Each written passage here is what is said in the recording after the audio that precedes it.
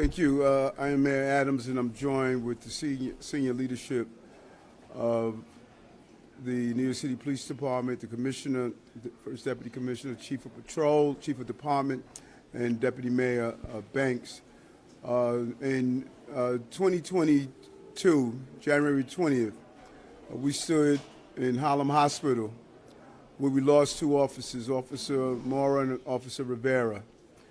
And today, we could have had a similar tragedy because of the swift actions of the two police officers who are involved and the responding officers. Those officers would be going home. We had a very violent and dangerous person that has a long record of violence, attempted to harm our police officers, but they responded accordingly. And I want to thank the men and women of the New York City Police Department for their continuously displaying why we are considered to be New York City finest. This was a horrific incident that, because of their actions, a dangerous person is apprehended, and we have two officers that will be going home to their families. I want to turn it over to the Police Commissioner to give an overview of the case, and Chief of Detectives will give the details of what took place here. Commissioner? Okay, good evening, everyone. We're here because two officers from the 73rd Precinct were shot today while doing the job New York has asked them to do. Both of our officers are here at New York City Health and Hospital, Kings County, where they're being treated for their wounds and are expected to make full recoveries. One of our officers have 9.5 years with the NYPD. The other has 16 years on.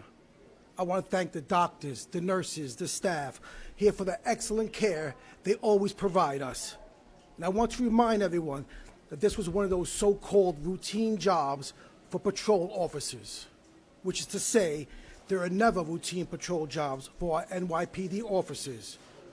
Our officers are lucky to be alive at this hour, and they deserve all New Yorkers' thanks and gratitude for their courageous work.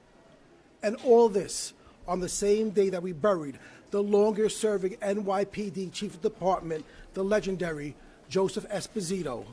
So please keep the family of Joseph Esposito and all of our men and women in uniform in your prayers tonight and every day.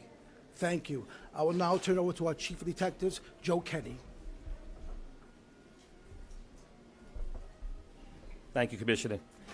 Today at 3:01 p.m., 7-3 Precinct Patrol officers in uniform responded to a 911 call at 1969 Bergen Street, Apartment 2B. This call for assistance was in regards to an assault in progress. This call for help was made by the female occupant of that apartment. This victim informed 911 that she was being physically assaulted by her son. She complained of a head injury. One sergeant and 3 police officers from the 7-3 Precinct responded to the scene and immediately identified the perpetrator. He was Melvin Butler, male, 39 years old, date of birth 11/16/84. He has 6 prior arrests in New York City and 1 prior arrest in North Carolina. He has a history of resisting arrest and of domestic violence. Officers informed Mr. Butler that he was under arrest and asked him to place his hands behind his back. At this time, Butler resists and a violent struggle ensues. At some point, Butler grabs hold of an officer's service weapon and shots are fired. One officer is shot in the left hand, another officer is shot in the left thigh. Both officers are being treated here at KCH and are recovering from their wounds. Butler himself is shot multiple times and he is listed in critical but stable condition. This investigation will continue by the NYPD Force Investigation Division while working with the Kings County District Attorney's Office. Thank you. Thank God our police officers are going to be okay. But New Yorkers need to ask the question, why is this continuing to happen? Why are these vicious assaults on police officers happening day after day? The assaults keep on going up. Why is that happening?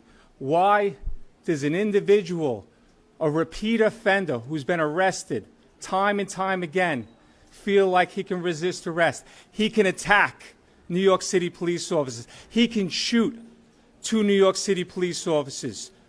All police officers know the answer to that question because he thought nothing would happen to him, because he was emboldened.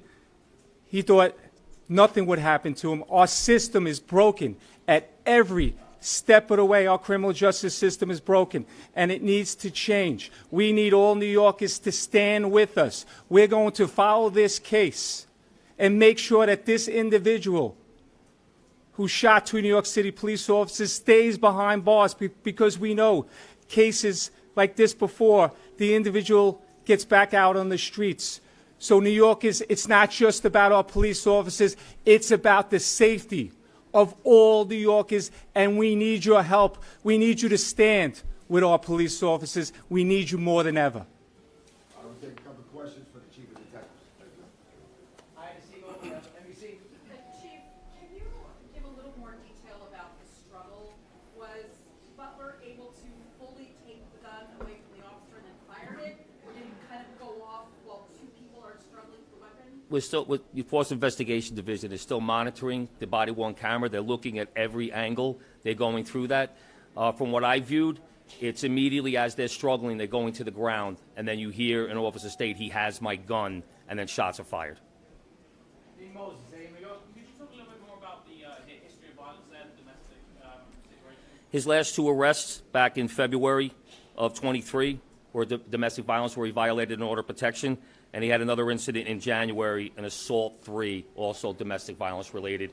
The most serious crime back in 04, attempted murder, where he did 15 years in state custody. Any other questions?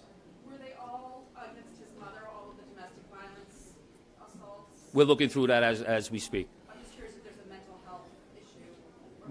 He has no history with the New York City Police Department of having any emotional problems.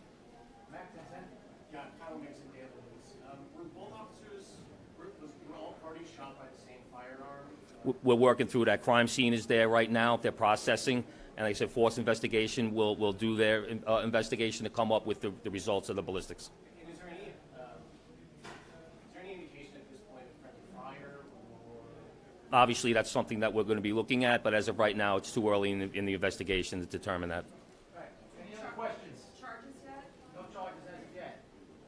Last one. Were anybody else hurt? The mother, anybody else hurt? The FDNY had been telling us there were like 2 other people injured. The original 911 call was complaining of a head injury.